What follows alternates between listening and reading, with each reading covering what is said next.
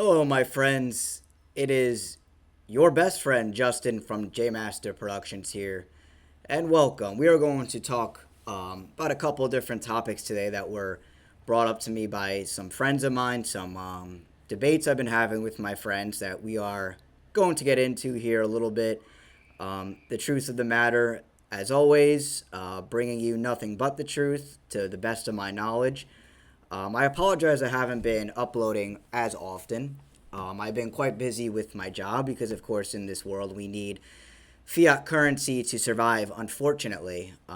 Wish things would change. Wish we could just do things to make the world go round and utilize our skills and creativity for a better world for ourselves and to help other people. But unfortunately, that's not the case.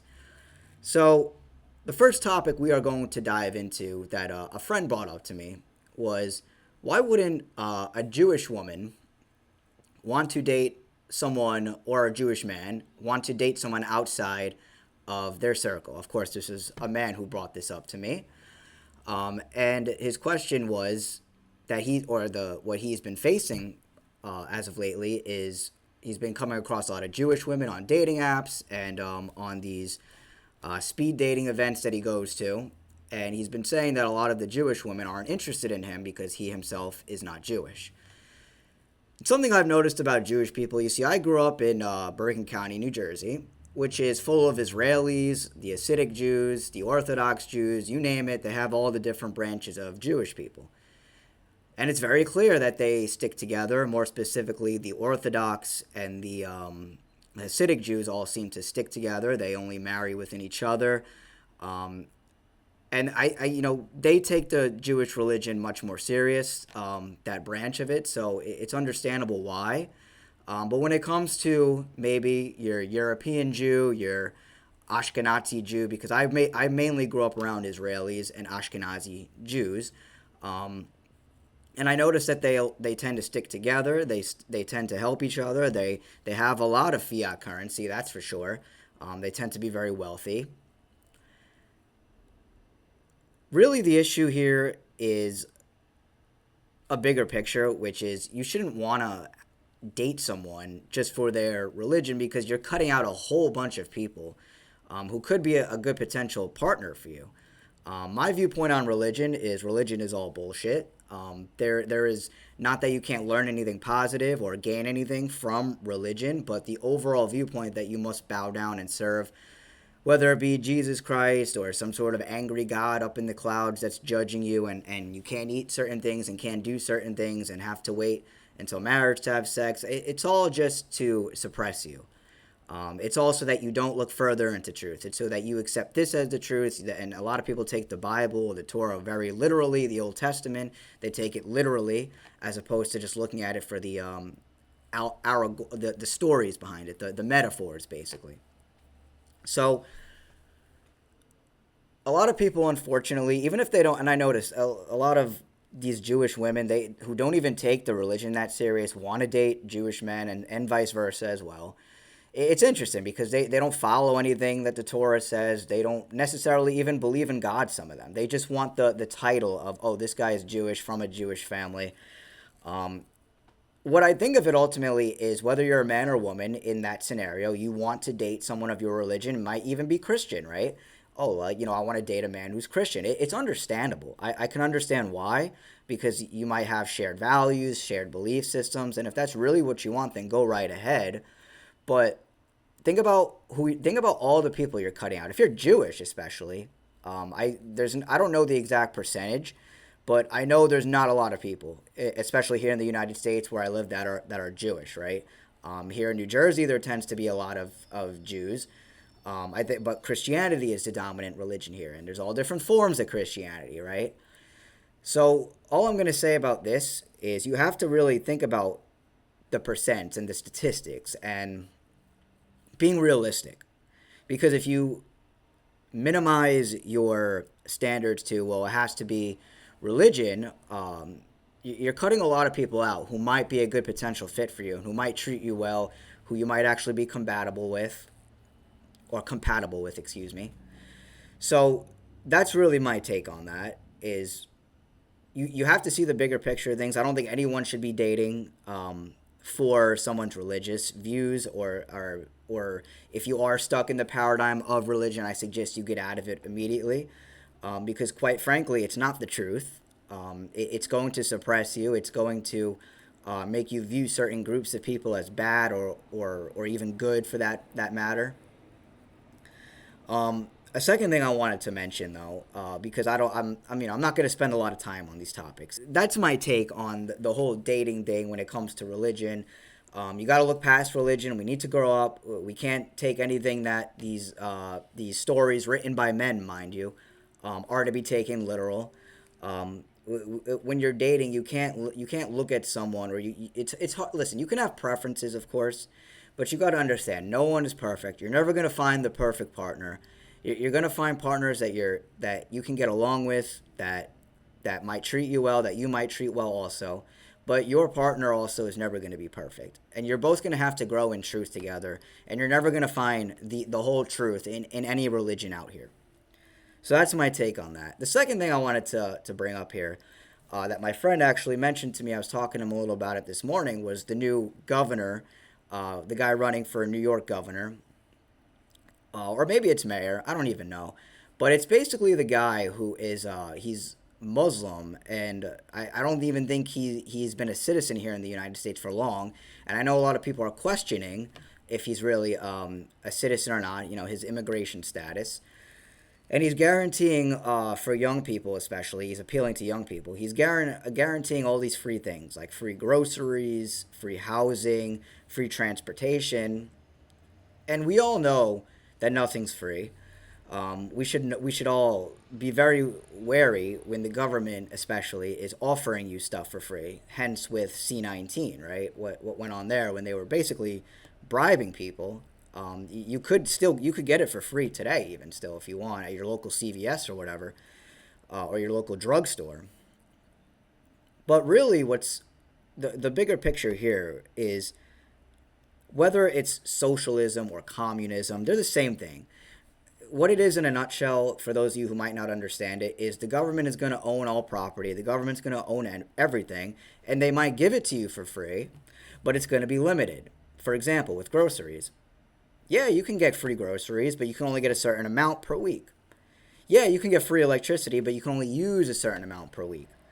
Yeah, when it comes to water, you can buy a certain amount of water, use up a certain amount of water in your household for washing plates, laundry, showering, your toilet, all that good stuff. Yeah, you can only use a certain amount, and if you go over the limit, there might be repercussions for that. Maybe a fine, maybe jail time. When it comes to these governors, because I mentioned before in other videos that here in New Jersey, there's a big push for the guy Jack Citarelli, I think that's his name. And this guy, of course, is a conservative. The conservatives in New Jersey are pushing really hard to flip the state red, which it was almost red in the federal election when Trump became president. I think New Jersey saw the most conservative votes they've seen in a long time, because of course New Jersey overall is a blue state. This on X, I follow a guy called Wake Up New Jersey. I've mentioned him before too on here. And it's the blame game, though. It's always blaming Democrats. The Democrats are always blaming the Republicans. There's never going to be any solution at hand. There's never going to be a politician, especially, that comes in and saves the day, as people think Trump is doing or is going to do. No politician on the state level, on the federal level, on the local level is here to save us or to serve us. They serve the international bankers. They serve the people that fund them, that fund this country. They serve the people that created the Fed in 1913. And listen, all you have to do is learn about the history of the Federal Reserve here, and you'll know who runs this country. Any presidential candidate, any state candidate, any local candidate in a big city especially, is just a puppet and the spokesperson for the bankers, essentially. The goal here, though, is a form of communism and socialism mixed with technocracy. That's the whole goal, really, in where we're headed as a country in the world. Not even just the United States. If it happens here, it's going to happen all over the world, though. They want you to be completely reliant on the government. A lot of us already are. I mean, the vast majority of people out here don't do any independent research. They believe everything government says. They believe the mainstream narratives. They believe what their favorite politicians say. They believe what their famous celebrities say in regards to politics. You see, in today's world, especially with social media and technology, we are being sold constantly certain narratives. And mind you, these people control the algorithms on all social media platforms, on the television. So everything is manufactured to fit certain narratives, to sway you a certain way. It's really simple if you think about it. But people get too caught up in their favorite politicians, their hatred for certain people, which is manufactured, right? The reason why the Conservative Party was very appealing to a lot of people with some rational sense, and especially to young men out here, was because they saw rationality in it. They saw logic. Because, like I said many times, the agenda with putting Biden in office the past 4 years before this was to make the liberals look stupid, was to make them look really incompetent, was to make them look super irrational. And obviously they were. There's no question about it.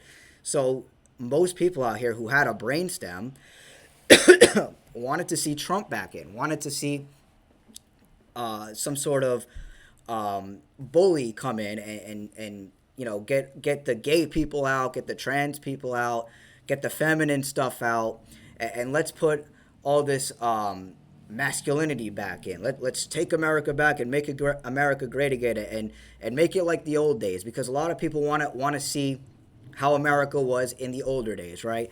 20 years ago, 30 years ago, 40 years ago, when things were actually affordable, when you were able to afford to buy a home, when you were able to afford groceries, when men and women actually got along to an extent, So people wanted rationality, which is why they put Trump back in office now. And of course, Trump is not doing anything he said he was going to do. None of these politicians are ever going to do what they say they're going to do. Do you really think this guy running for governor, and forgive me, I forgot his name. I should have looked it up before this. But do you think he's going to really give you free this and free that? You see, there's always going to be a catch. It's just a selling point for him to get votes or whatever, or to get support, Nothing this government gives you is going to be for free, and if there is, there's going to be a catch. It's not going to just be, okay, here's a free home, here's free food, here's free water, free electricity, free transportation. Let's use some common sense here. Do you really think that's going to happen? Do you really think this government that constantly lies to you every day, like all of a sudden cares about you? I mean, it's really baffling that people can't see past it. And this brings me to my next point of police and military. I've made a video in the past that barely has any views, probably has like 5 views, saying that we don't need police and military. And that sounds like a very scary and bold statement to a lot of people. But the fact of the matter is, and I'm just going to explain this as brief as possible because I can make a whole separate video on this.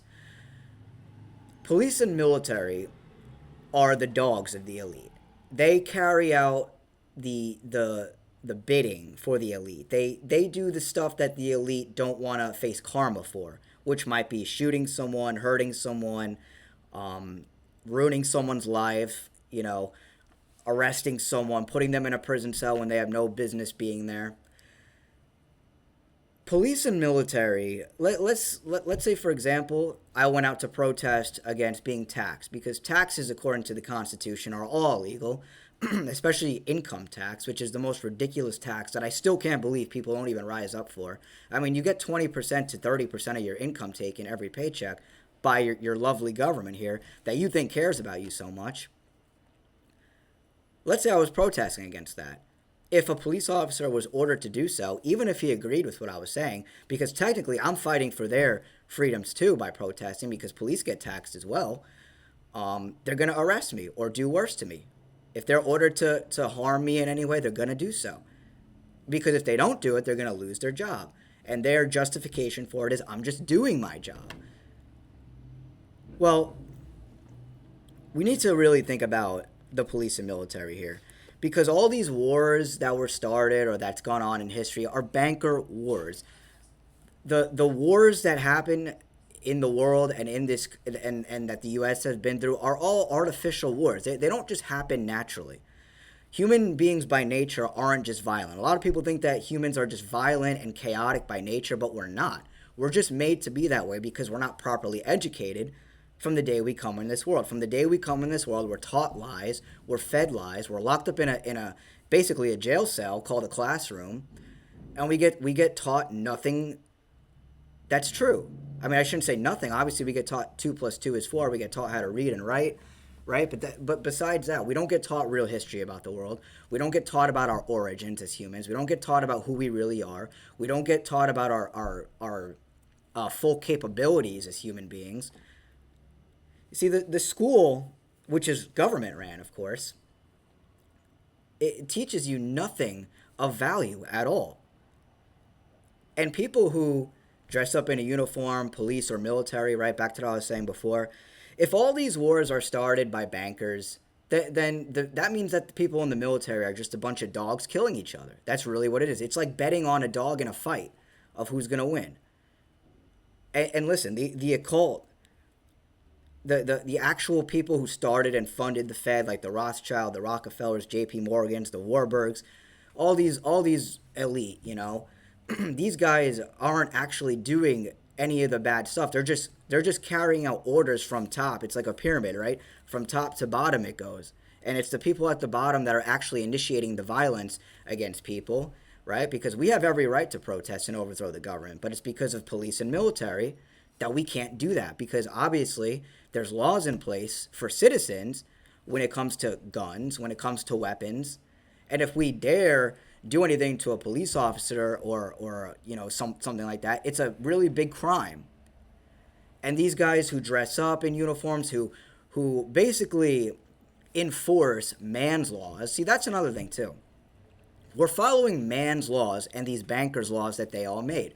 We're not following any sort of natural law. And even if you believe in religion and Christianity and all that, we're not following anything that's biblical. We're following man's laws.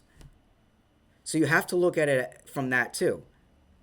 The police and military, if every police and military actually did their job, they would arrest the people that are giving them the orders, because the people giving them the orders are all telling these police officers and military to do immoral things, which is go into other countries, kill innocent people, separate families, take over other people's property, take over their resources and all that, right?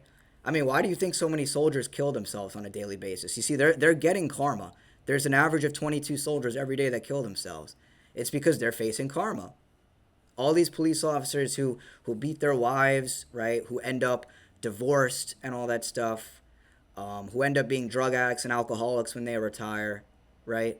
You see, they're facing karma because they're the ones that are actually carrying out the immoral acts.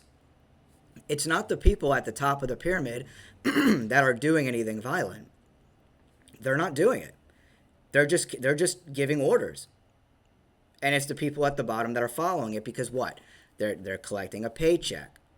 And you know what? If people here's the thing. If your job stopped paying you, you're not going to show up to your job. 9 out of 10 people don't like their job. They're only there because they need money to survive. Because, again, the powers that be in this world have made it that way, that we need money, so-called, to survive. And a lot of people are brainwashed into thinking, oh, the more money you have, the more intelligent you are. Oh, you must be a really smart person. Wow, look, Bill Gates and all these people are philanthropists. Wow, they're such great people and all this stuff. Wow, they're rich, create jobs, this and that. But people fail to see the bigger picture. And the bigger picture is money is fake. You're getting paid in fiat currency. If you want to talk about anything that's real money, it's gold and silver, which obviously you can't use as a medium of exchange, which, mind you, has gone up tremendously this whole year. But people can't seem to see the bigger picture. They really can't. And it's going to bring me to my next point of gays and Lbgtq, because I know this group of people has gotten very popular the past 5 years with Biden being president, and they turned everything gay, and they turned everything into, spread love, spread kindness. But, the people who say these things, and I have a little saying myself because I see this all the time on social media. If someone has spread kindness or spread love in their bio, run far away from them because I guarantee that they do not do the same thing themselves. You see, there's an agenda, right? When it comes to gay people, and it's not to turn people gay. It's to brainwash that particular group and lump them in with liberals and basically have them have their own agenda because pretty much most people that are LGBTQ, whether they are gay or bi or trans, or if they just are supporters of that group, they tend to be liberal 9 out of 10 times. And what was I saying before about politics, right? Politics is fake. So if you're viewing things from a political viewpoint, you're not going to be right in the lenses of how you're looking at stuff, because the whole goal with gay people and LGBTQ is to get them looking at the people that are Democrats and saying, oh look, these are the good guys, these are the people we need in office, and let's hate Trump. Their goal is to make you hate the other side and want your team to win and lump you in politically. That's really what the whole goal is with that. And basically, the reason why I'm bringing this up is because a friend of mine basically was saying that he thinks the LGBTQ is a big concern, right? He thinks that that we should be very worried about them. Well, I'm like, listen, we should be a lot more worried about the cost of living. We should be more worried about being taxed half to death. We should be more worried that most people, in their 20s like myself, can't afford much. We like, listen, I have an apartment here, I pay rent, but I can't afford to buy a home. I don't even think about ever buying a home because I can't afford it. I live in New Jersey. The average home here is $500,000. No one my age, in their late 20s, like me, has that kind of money. And even if they do, are they going to be qualified for it? And even if they do get qualified, they're going to be in debt to who? The bankers. So I hope you're seeing like the bigger picture of what I'm saying, how like everything goes back to the same people. But when it comes to my friend, right, he's also saying that police and military are needed because he thinks that if there's no authority, that there's going to be chaos. And he thinks that if there's military guys, like what's going on in Chicago, for example, that there's going to be less crime. Which there might actually be less crime in a big city like that if there's military guys around, right? But here's the thing. Again, we have to look at the bigger picture. In these ghettos, right, where it's a bad area, where there tends to be a lot of melanin people, right? Who made them that way? Who made the city that way? Where is this all stemming from? You see, the agenda, there's always an agenda behind this stuff. So-called black people, right? Because a lot of the conservatives like to pick on black people. I notice like being racist on the internet is the cool thing nowadays. Who made so-called black people this way? Who put them all in certain areas, and who also put McDonald's and liquor and drugs on the street? It's not it's not the average everyday person, or black people are just like that. Like black people are just born to be violent and want to drink and do drugs. No, it's their environment that they grew up around. That's why black people are that way. That's why when you go to these ghettos, there's a certain lifestyle that they have. And it's because it's been portrayed in movies, portrayed in music, especially with gangster rap. It's portrayed on social media. It's still portrayed to this day in a different way, with the up-and-coming rappers that have come up, talking about guns and drugs and alcohol and partying and strippers, all those things, right? So I don't mean to like go off topic, but I'm just trying to get you to see the bigger picture that things are the way they are because there was an agenda behind it. And if there's all this crime in a city, right? If the powers that be know what they're doing. They know if they cause all this crime in a city, and if they get the military in, they want martial law. I don't know if it's going to happen or not because that seems a little far-fetched. I feel like a lot of people are aware of the martial law stuff. We've seen a lot of it in movies. A ton of conspiracy theorists, so-called, and truthers out here have talked about martial law and how it's been foreshadowed a lot in these movies, because if you know anything about these movies, and even music as well, they use it for predictive programming so that when these things do happen, you're not as surprised and you're more willing to accept the solutions that the government gives to the problems that they cause in the first place. So he thinks that, anyway, my friend thinks that the LGBTQ is more of a concern than authority because, like I said, he thinks if there's no authority, we're going to be chaotic. In this day and age, if there was pure anarchy, because I am an anarchist, things would be probably chaotic because people don't know truth. And that's the problem. It all stems from us, from the day we're born, no matter where you're from in the world or where in the United States. You don't get taught the truth. You don't get taught about proper morals. You don't get taught what's right from wrong. You don't get taught any skills or how to provide value in this world. Kind of like what I was saying earlier, how in these schools you don't get taught anything that's actually going to carry out weight in the real world. You're just getting taught what the government wants you to know, and you don't get taught what the government doesn't want you to know. It's very simple. So because we aren't properly educated, there probably would be chaos going on, because people these days are money hungry. They think that money is everything, as I was saying. People are lost. I mean, people don't know. Even if there was no government, people wouldn't know how to handle themselves, because again, the government has made us reliant on them, and it's only getting worse with the younger generation, with my generation and the up and coming one, especially with artificial intelligence now. With artificial intelligence, the younger generation is going to get very dependent on it, and if they're and a lot of people in their teen years already are forming intimate and platonic relationships with artificial intelligence. They use it to ask everything. And listen, can we use artificial intelligence for the betterment of humanity? Can we use technology overall for the betterment of humanity? Yes.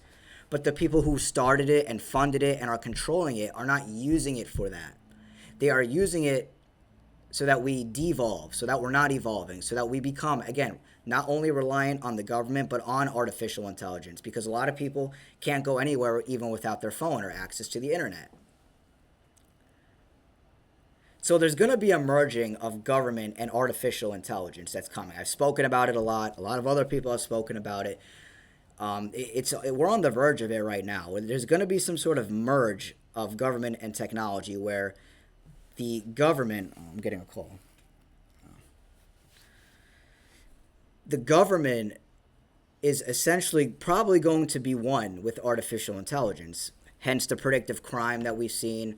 If you know the book 1984 or the movie, that's going to be our future very soon. You're not going to have freedom of expression or freedom of thought because you're going to be monitored 24/7. What you post online is going to be monitored 24/7. Therefore, if you say something questioning the government, whether you're on the right or left, and that's what people got to realize, it doesn't matter if you're left or right. When the government is officially one with artificial intelligence, it doesn't matter if you're left or right. If you question the government, you are going to be deemed as a thought criminal, and you're going to be under investigation, and you might have robots coming to your door. You know, they're probably going to have robot army men or robot policemen or whatever coming to your door and arresting you and putting you in prison because you questioned the government, not for doing anything violent or bad or harming anyone, but simply for questioning the authority. And this is what people need to understand, is that the authority figures are not your friends. These people are here to make your lives miserable and as hard as possible, and they want to make you reliant on them. We are farm animals to the elite out here. We are cattle. We are nothing more than experiments and tests. And when you have all the money in the world, when you have all the power in the world, what more is left to excite you than to control people, right? You're dealing with evil geniuses and psychopaths that you see it in cartoons growing up. Those cartoons that you've seen are depicting what these people are. So I know I kind of go all over the place. I know I diverge a lot, but I'm trying to get people to see the bigger picture. It's like back to what I was saying about the religion, is who's controlling the religious heads, who's controlling how men and women view each other, you know, through the movies, through the music, through social media algorithms and all that stuff. Who's controlling all these things? Who's controlling your state governors, your local governors, especially in big cities, and especially the president? Because we should all know at this point that the president is completely controlled. I know QAnon and these pro-Trump groups want to make it seem like Trump is the savior of the day, but it's a fantasy, okay? When it comes to police and military, again, these guys do the bidding, the violent and dirty bidding for the elite. They are the dogs of the elite. They send them out to people that disobey, that don't pay their taxes, and arrest you and take you away from your family and take your property and throw you in prison. Not for harming anyone, but simply for not paying something that's unconstitutional and that we shouldn't even be paying in the first place. They control the propaganda when it comes to the groups like LGBTQ, conservatives, liberals, what men see, what women see, what kids see, what people in certain age ranges see, what certain ethnicities see and believe, right? So I try to explain some of this stuff to my friend. It seems to be going beyond his head because he keeps mentioning things that seem very irrelevant to what the original topic even is. But I want to bring these things up because, again, some friends have mentioned it to me. There's a lot to talk about, especially with what's going on today. I could spend all day talking about these things and tying them together and trying to get people to see the bigger picture because there's deep agendas behind this stuff. It goes very deep. It's not simple.